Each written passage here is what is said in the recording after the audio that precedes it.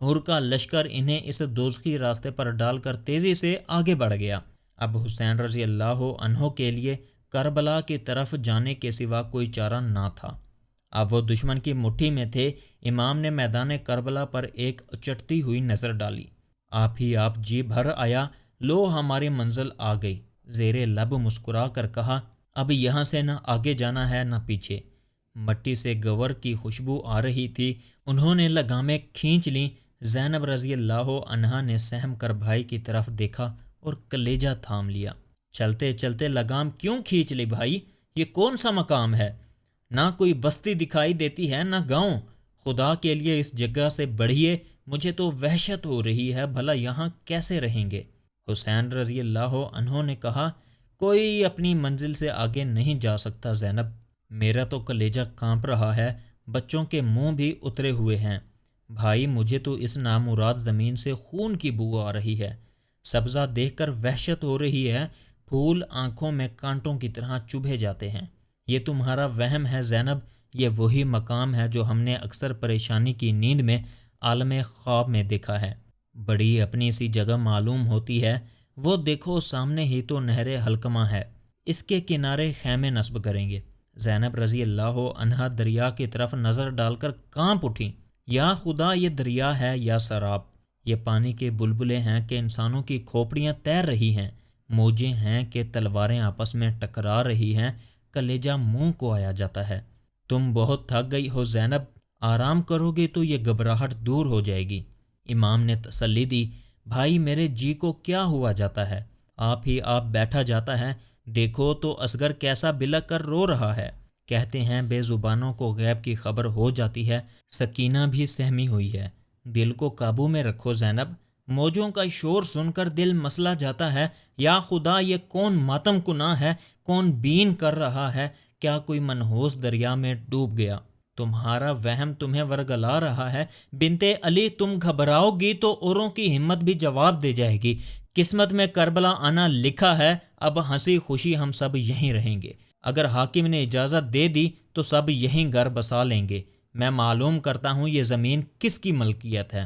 اے لڑکو، ادھر آؤ، ذرا قریب کے علاقے میں جو بستی ہے وہاں جا کر معلوم کرو اس زمین کا مالک کون ہے۔ چند نوجوان حکم کی تعمیل کر کے روانہ ہو گئے۔ پھر حسین رضی اللہ عنہ نے علی اکبر سے کہا، تمہاری پھوپھی تو بڑی وہمی مزاج کی ہے۔ یہ وہی مقام تو ہے جہاں بابا کئی بار خیمہ زن ہوئے، لمبے سفر نے انہیں ہلکان کر دیا ہے۔ ارے یہ تو بڑی پاک زمین ہے، ہم یہاں رہیں گے، اپنے کارناموں سے اسے ایسا بلند مرتبہ بخشیں گے کہ لوگ دور دور سے یہاں علم و فن سیکھنے آئیں گے۔ انسان اپنے اعفال سے زمین کو مرتبہ دیتا ہے، اگر ہم نے بلند حوصلگی سے کام لیا تو یہ جگہ فرشتوں کی سجدہ گاہ بن جائے گی۔ اسلام اس سرزمین پر ایک بار پھر اپنی پوری شان سے زندہ ہوگا۔ سب اتر کر ادھر ادھر ٹہلنے لگے۔ نہر کے پانی نے سب میں دوبارہ جان ڈال دی۔ جنگل میں منگل ہو گیا، بچوں کی کلکاریوں سے فضا نغمہ بار ہو گئی۔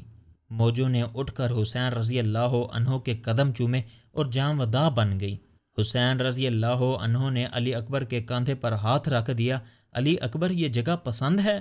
لاجواب مقام ہے، اور نہر تو جیسے سیدھی جنت سے آ رہی ہے۔ جوان سال علی اکبر کی زبانی اپنی تعریف سن کر جیسے پوری ترائی کا دماغ 7ویں آسمان پر پہنچ گیا۔ بڑے ناز و انداز سے وادی نے انگڑائی لی اور زمین پر فردوس بری کی بہاریں نچھاور ہو گئیں۔ ہوا نے بھاگ کر یہ خوشخبری دریا کے کان میں ڈال دی کہ تجھے چن لیا گیا ہے۔ اٹھ دیوانی، تیرے نصیب جاگ اٹھے، امام حسین تیرے پانی سے وضو کرنے آ رہے ہیں۔ اٹھ نیک بخت، ان کے قدم چوم لے کہ تیرا رتبہ آب کوثر کے ہمیں پلا ہو جائے گا، تیری آبرو بڑھ جائے گی۔ حسین تیرے پانی کی قسمت جگانے آ رہے ہیں، تیرے کنارے پر ان کے قدم پڑیں گے، تیرے نام کا صدیوں ڈنکا بجے گا۔ او بھگوان، لوگ تیرا نام حسین رضی اللہ عنہ کے ساتھ لیں گے۔ ذرہ ذرہ جھوم اٹھا، تشت و بے باں خلد بری کا نمونہ بن گئے۔ صحرا جگمگا اٹھا، دور دور تک روشنی پھوٹ نکلی۔ موجیں لپک لپک کر قدم بوس ہونے لگیں۔ خطہ زمین کی بھاگ جاگ اٹھے، جہاں امام کے قدم پڑے پھول مسکرا اٹھے، گینچے ہنسنے لگے۔ خاک کربلا کی قسمت آسمان کی بلندیوں کو پار کر گئی۔ حسین رضی اللہ عنہ نے آنکھیں بند کر لیں اور بھرے ہوئے گلے سے بولے، کیا پرسکون مقام ہے، ہواؤں میں نشہ گھلا ہوا ہے، آنکھیں آپ ہی آپ بند ہوئی جاتی ہیں، اس مٹی میں بڑی کشش ہے، دل آپ ہی آپ کھنچا جاتا ہے۔ بچے پانی میں ادھر شور برپا کیے ہوئے تھے۔ ریگستانوں میں کسی پر پانی اچھالنا عین عنایت اور پیار کی نشانی سمجھی جاتی ہے کہ پانی قدرت کا حسین ترین تحفہ ہے۔ عباس، بس یہیں خیمہ نصب کروا دو، مگر زینب سے پوچھ لو خیمے کس رخ کیے جائیں۔ زنانے خیمے ذرا کنارے سے دور رہیں تو اچھا ہے، یہاں ہر وقت لوگوں کا آنا جانا رہے گا، خواتین کو تکلیف ہوگی۔ عباس رضی اللہ عنہ نے بہن سے پوچھا تو بولی، مجھ سے کیا پوچھتے ہو، جہاں سب کی رائے ہو وہیں خیمے لگوا دو۔ بھائی ٹھیک کہتے ہیں، خواتین اور بچوں کے خیمے ذرا پانی سے دور رہیں تو اچھا ہے، ورنہ بچے ہر دم پانی میں ہی پڑے رہیں گے۔ ہاں مگر اتنی دور بھی نہ لگوا دینا کہ پانی دکھائی نہ دے۔ دریا کتنا حسین ہے، نظارے سے دل کھلا جاتا ہے، دماغ کو تراوٹ ملتی ہے، پھر کیوں میرا جی ڈوبا جاتا ہے۔ اے عباس، بچوں سے کہو اب پانی سے کھیل چکے، خنکی بڑھ رہی ہے، بانو بولیں۔ بچوں کو پانی سے ہٹانا میرے بس کی بات نہیں، فضا سے کہیے اپنا عصا سنبھالیں تو شاید قابو میں آ جائیں۔ رہنے دو تھوڑی دیر اور پانی میں کھیلنے دو، اتنے دن بعد پانی نظر آیا ہے، جی بھر جائے گا، آپ ہی نکل جائیں گے۔ زینب رضی اللہ عنہا نے روک دیا۔ حسین رضی اللہ عنہ مسکرا کر بولے، انسان کس قدر کم نعمتوں میں ہنسی خوشی گزارا کر لیتا ہے۔ وطن سے دور گھر بار چھوڑ کر ایسا لگتا تھا اب کہیں آرام و سکون نہ مل سکے گا، مگر دیکھو یہ نہر پا کر ساری کلفتیں دور ہو گئیں، سب کچھ کھو دینے کا غم مٹ گیا۔ ہمیں قلعے اور محل نہیں چاہیے، بس سیدھے سادے چھوٹے چھوٹے گھر بنا کر نئی بستی بسائیں گے، باغ باغیچے لگائیں گے، زندگی میں بہار آ جائے گی۔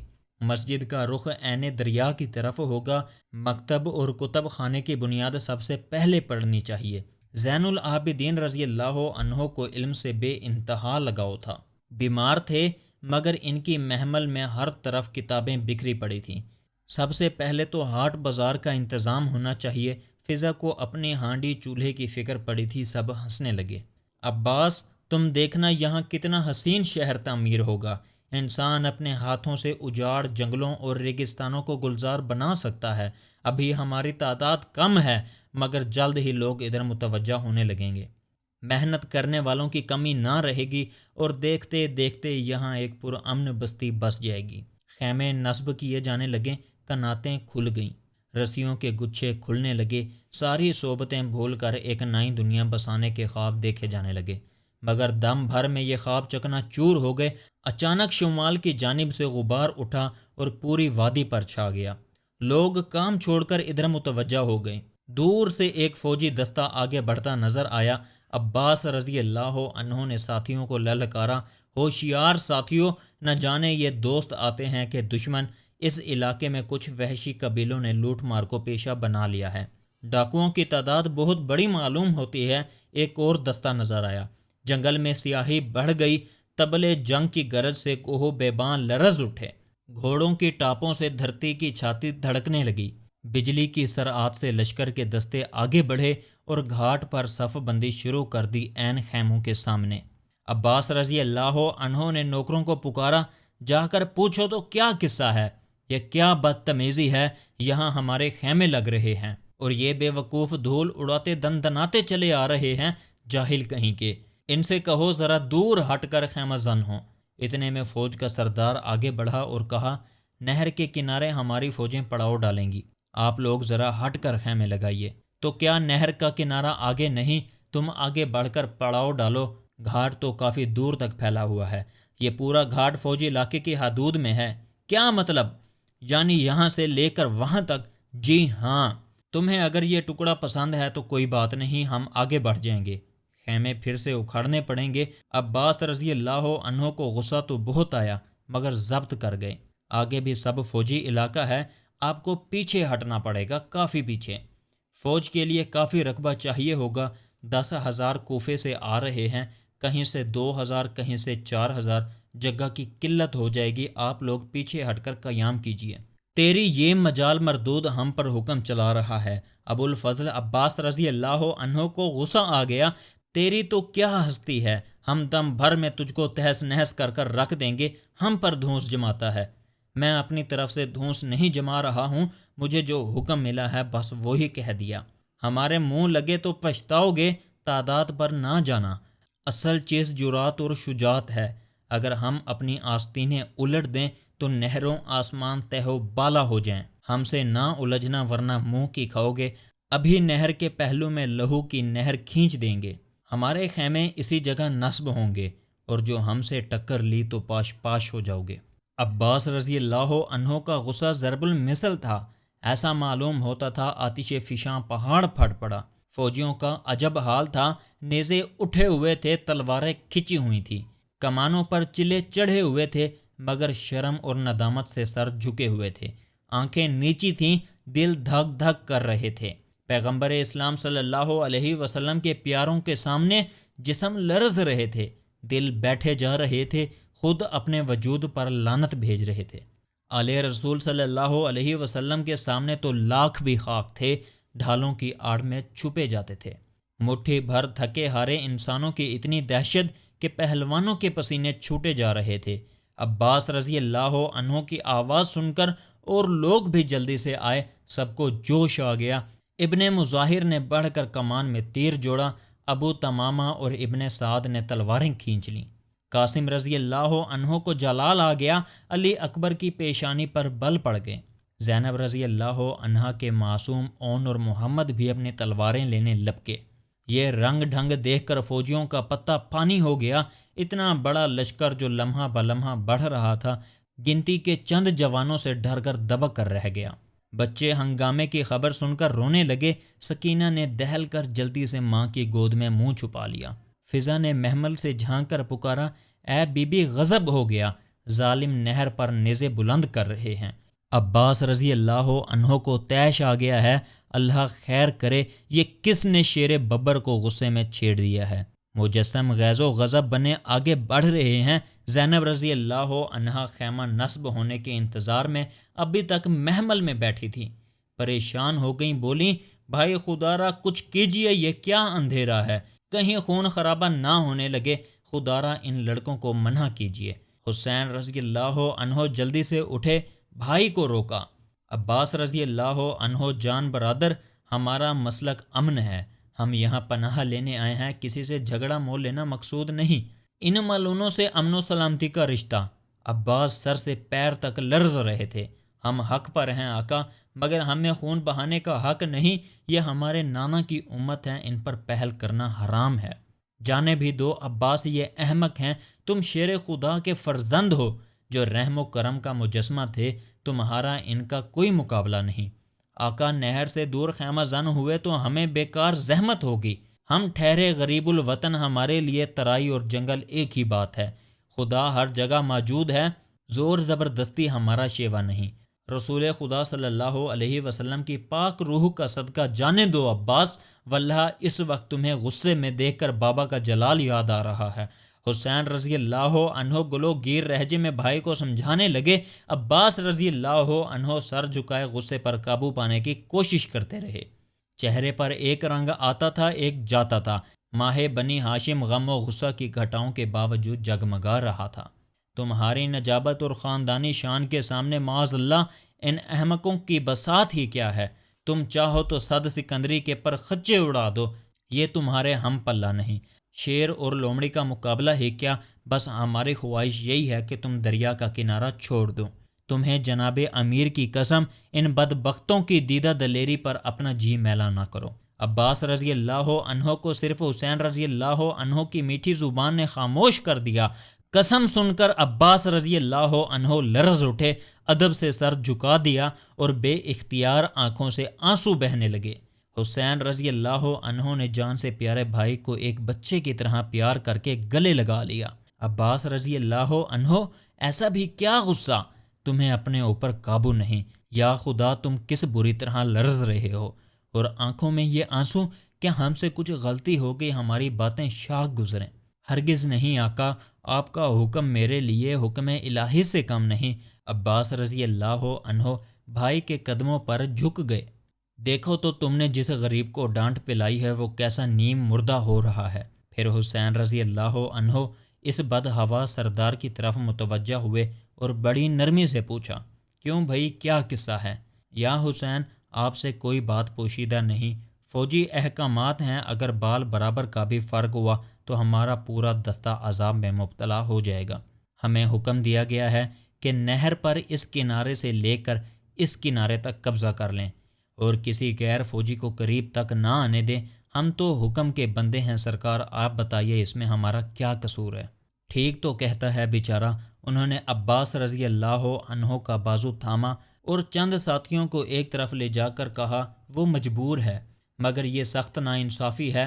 علی اکبر رضی اللہ عنہ کو تاؤ آ گیا، اگر ہم دب گئے تو شیطان اور شیر ہو جائیں گے، ہمارے ساتھ بال بچے ہیں، پانی سے دور تکلیف ہو جائے گی۔ یہ نہر بابا نے فاطمہ الزہرا رضی اللہ عنہا کے مہر میں ہبہ کی تھی، اس پر ہمارا حق ہے، ہمارے حق کا اب اللہ ہی حافظ ہے۔ ویسے یہ نہر سب انسانوں کے لیے آرام کے لیے ہے، پانی افراد سے ملے تو پھر کیا حرج ہے، پانی سے تو دنیا کا کاروبار چلتا ہے، ہم اس پر اپنا حق کیوں کر جما سکتے ہیں؟ حسین رضی اللہ عنہ نے نرمی سے کہا، لیکن اگر ہم اس پر اچانک حملہ کر دیں تو اس کا آسانی سے صفایا کر سکتے ہیں، کم کا آنے سے پہلے ہمارا نہر پر قبضہ ہو جائے گا۔ ان مٹھی بھر سپاہیوں کی ہمارے سامنے کیا حقیقت؟ حسین رضی اللہ عنہ تھوڑی دیر سر جھکائے سنتے رہے، سوچتے رہے، پھر فکر اور غم سے بوجھل آنکھیں اٹھائیں اور آس پاس کھڑے جوشیلے جوانوں کو دیکھا، بردبار ساتھیوں کے تمتمائے ہوئے چہرے دیکھے، پھر کہا، میرا فیصلہ ہے کہ نہر کا ساحل چھوڑ دیا جائے اور فوجی حدود کی پابندی کو تسلیم کر کے خیمے نصب کیے جائیں، اس کے سوا کوئی چارہ نہیں۔ میں اتنی سی بات پر جھگڑا مول نہیں لینا چاہتا۔ میرے بچوں، معزز دوستو، تم دیکھ رہے ہو قدم قدم پر ہمارے صبر کا امتحان لیا جا رہا ہے، چھیڑا جا رہا ہے، اکسایا جا رہا ہے، ہمارے راستے میں جال بچھائے جا رہے ہیں، پہلے حر کی گستاخی، پھر ایک معمولی سردار کی زیادتی۔ واقعی یہ باتیں ناقابل برداشت ہیں، ہمارے نوجوانوں کے خون کھول رہے ہیں، بزرگوں کے صبر کا پیمانہ چھلک رہا ہے، ہمارے دشمن بس اسی طاق میں ہیں کہ ہم جھلا کر بے اختیار ان سے ٹکرا جائیں، پھر ہمارا قتل ہماری زیادتی اور ناعاقبت اندیشی ثابت ہو جائے۔ یہ ہمیں احمق سمجھتے ہیں مگر ہم ان کی چالوں کو سمجھ گئے ہیں، ہم ان کے جھانسے میں نہیں آئیں گے۔ قتل حسین ہوگا، اسے کسی حادثہ یا بھول چوک کی آڑ میں نہیں چھپانے دیا جائے گا۔ معزز دوستو، میرے پیارے عزیزو، میری منزل موت ہے، یقینی موت۔ اب بھی وقت ہے، میرے ساتھ قتل ہونے سے بچنا چاہتے ہو تو مجھے چھوڑ کر خدا را کسی طرف نکل جاؤ، یہ لوگ تمہارے جانے سے خوش ہوں گے، قطعی مذمت نہ کریں گے۔ یا حسین رضی اللہ عنہ، آپ کے ساتھ پائی ہوئی موت 1000 سالہ زندگی سے افضل ہوگی، اگر آپ ہمیں نیزے مار کر بھگائیں تب بھی ہم آپ کے قدموں میں دم توڑ دیں گے، مگر آپ سے جدا نہ ہوں گے۔ دوستوں اور ساتھیوں نے جوش سے کہا۔ عباس رضی اللہ عنہ قدموں پر گر پڑے، معاف کیجیے آقا، میں بڑا ادھورا سا انسان ہوں، میری قوت برداشت جواب دینے لگتی ہے اور میں آپے سے باہر ہو جاتا ہوں، میں آپ کی بلندیوں کو نہیں چھو پاتا، مگر آج آپ کے قدموں کی قسم کھا کر کہتا ہوں کہ اگر عباس کے جسم کے ٹکڑے بھی اڑیں گے تو وہ منہ سے اف نہ کرے گا۔ تم ہی نہیں، خود میں اکثر محسوس کرتا ہوں کہ اب میری قوت برداشت جواب دے جائے گی، مگر میں اپنے نفس کو کچل دیتا ہوں، یہ نفس کشی ہمارا ورثہ ہے۔ بس میرے دلیر بچوں، اتنا یاد رکھو، ہم پہلا وار کی صورت میں نہیں کریں گے، تاریخ اس بات کی گواہ رہے گی کہ ہم نے امن و سکون سے رشتہ نہیں توڑا۔ آپ ہمارے امام ہیں، ہمارے بادشاہ ہیں، خدا کرے ہم اس امتحان میں پورے اتریں، سب نے کہا۔ اور تمہارا یہ مفلس اور بدحال بادشاہ اس وفاداری کے انعام میں تمہیں کیا دے سکتا ہے سوائے موت کے؟ ہمارے دامن میں کچھ نہیں، آپ کے قدموں میں مر کے ہم جاویداں ہو جائیں گے، یہی ہماری وفاداری کا صلہ ہوگا۔ چچا جان، آپ مفلس اور بدحال ہیں تو شہنشاہ آپ کے آگے دستے سوال کیوں پھیلا رہے ہیں؟ قاسم رضی اللہ عنہ نے جھکتے ہوئے پوچھا۔ تم ٹھیک کہتے ہو قاسم، ہم دنیا کے امیر ترین شہنشاہ ہیں کہ ہمیں خدا نے تم جیسے بیٹے اور غمخوار دیے ہیں، ہماری ریاست کا کوئی ٹھکانہ نہیں، یہ نوجوان جو بزرگوں سے زیادہ بردبار اور باشعور ہیں، میرے پاس وہ سب کچھ ہے جس کی ایک فاتح کو ضرورت ہوگی، اس لیے شہنشاہ میرے آگے ہاتھ پھیلانے پر مجبور ہیں کہ ان کے درست کرائے کے ہیں۔ میری فوج سے کون مائیکل جیت سکتا ہے؟ نہر سے 400-500 قدم ہٹ کر ایک مناسب مقام پر خیمے نصب کیے گئے۔ نہر سے دور خیمے لگنے پر بچوں کے دل اداس ہو گئے، ساری خوشی خاک میں مل گئی۔ ایک نیا مثالی شہر بسانے کے خواب ریزہ ریزہ ہو گئے۔